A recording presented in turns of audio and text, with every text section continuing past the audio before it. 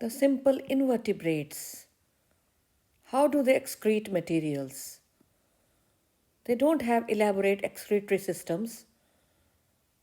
Generally, it is by body diffusion that they do it and by using water. तो ये तो है osculum, ये माउथ है इसका स्पॉन्ज का, साइकॉन का, और ये है बॉडी के ऊपर छेद, क्योंकि ये पोरस होता है, ऑस्टिया है, छेद छेद।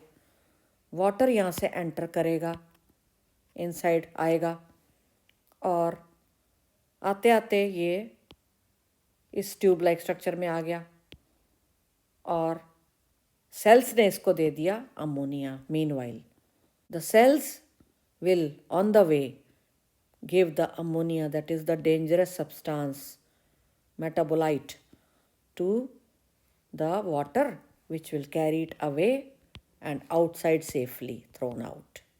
Ammonia along with the water, and ammonia is highly soluble in water.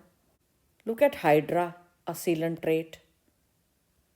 इसमें भी अमोनिया ही बाहर फेंकी जा रही है by the tissues. वाटर आया, इसी ट्यूब में आया, सीलेंट्रॉन में, बॉडी कैविटी में, और आते आते आते इसको टिश्यूज़ ने पकड़ा दी अमोनिया कि ले जा ले जा, हार्मफुल वेस्ट है, throw it out. So water will carry the ammonia outside now. Ammonia is diffused into the water. Same way planaria, rotifers, annelids, amphioxus, some of these organisms will show the presence of these flame cells, that is solanocytes. ये इनके excretory cells हैं. Ammonia ही release की जाती है, बाहर फेंकी जाती है. इन्हीं को प्रोटोनेफ्रीडिया भी कह देते हैं. तो फ्लेम सेल्स कह लो, प्रोटोनेफ्रीडिया कह लो, या सोलैनोसाइट्स.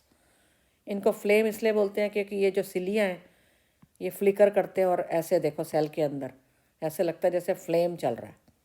तो ये एक सेल है, single cell, which is helping out in the ammonia excretion outside.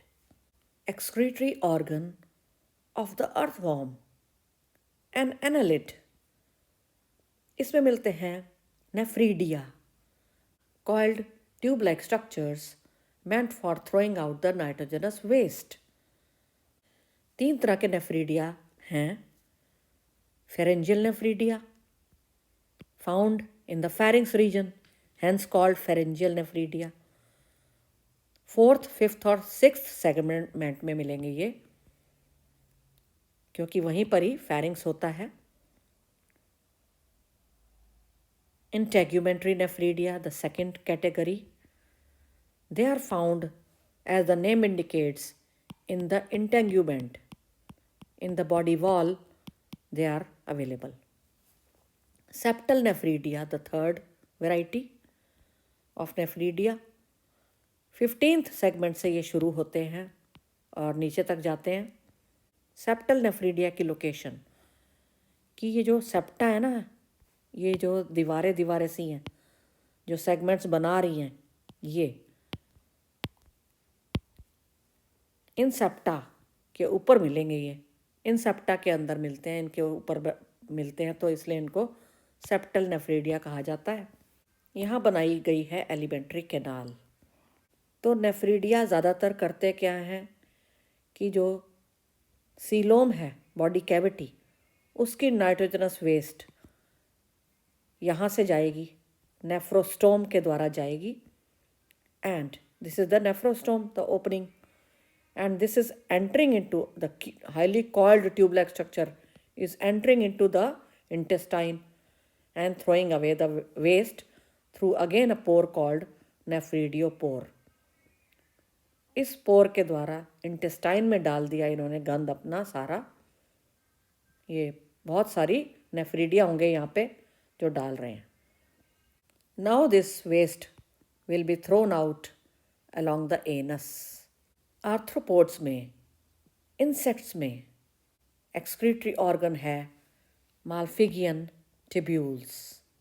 Midgut और हाइंड गट इंटेस्टाइन के हिस्से, उनके बीच में मिल रहे हैं, ये देखो, ये धागे धागे से मालफिगियन ट्यूब्यूल्स, अराउंड 100 इन नंबर। तो ये रही गट यानी इंटेस्टाइन, और ये है detailed view of the मालफिगियन tubule. ये घुस रहा है देखो सीधा ही सीलोम में, बॉडी कैविटी में, सीलोम में घुस रहा है, और उसका वेस्ट, नाइट्रोजनस वेस्ट उठा रहा है, ले रहा है, एब्जॉर्ब कर रहा है और डाल रहा है सीधा गट में यानी इंटेस्टाइन में, और एनस के थ्रू ये बाहर फेंक दिया जाएगा along with the faeces. Nitrogenous waste will be thrown out. Uric acid is thrown out here as the waste product. Nitrogenous waste is uric acid. Crustaceans, for example, the prawn, झींगा मछली, इसके अंदर excretory organ कौन सा है available?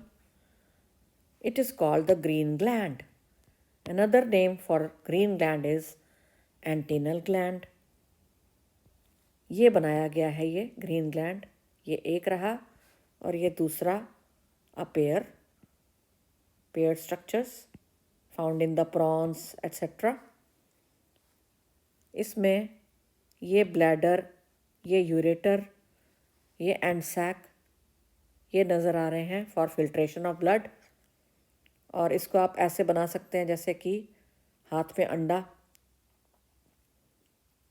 इस तरह से याद रख सकते हैं कि ऐसे बनाना है इसको।